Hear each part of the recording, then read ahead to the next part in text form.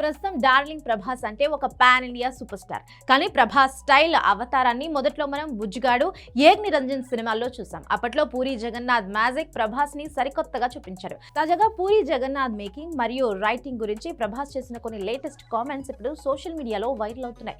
ప్రభాస్ మరియు పూరి జగన్నాథ్ కాంబినేషన్ అంటేనే ఒక వైబ్రేషన్. రీసెంట్ గా జరిగిన ఒక ఇంటర్వ్యూలో ప్రభాస్ తన కెరియర్ లో చేసిన డిఫరెంట్ రోల్స్ గురించి మాట్లాడుతూ ఏక్ నిరంజన్ చిత్రాన్ని గుర్తుకు చేసుకున్నాడు. అందులో తన క్యారెక్టర్ చాలా డిఫరెంట్ గా అనిపించదని, ఆ పాత్రను ఎలా చేయాలి, ఆ బాడీ లాంగ్వేజ్ ఎలా ఉండాలి అని తను ఎక్కువగా ఆలోచించేవాడని ప్రభాస్ చెప్పాడు. ముఖ్యంగా పూరి డైలాగ్స్ మరియు ఆయన రైటింగ్ స్టైల్ నెక్స్ట్ లెవెల్లో ఉంటాయని ప్రభాస్ ప్రశంసించారు.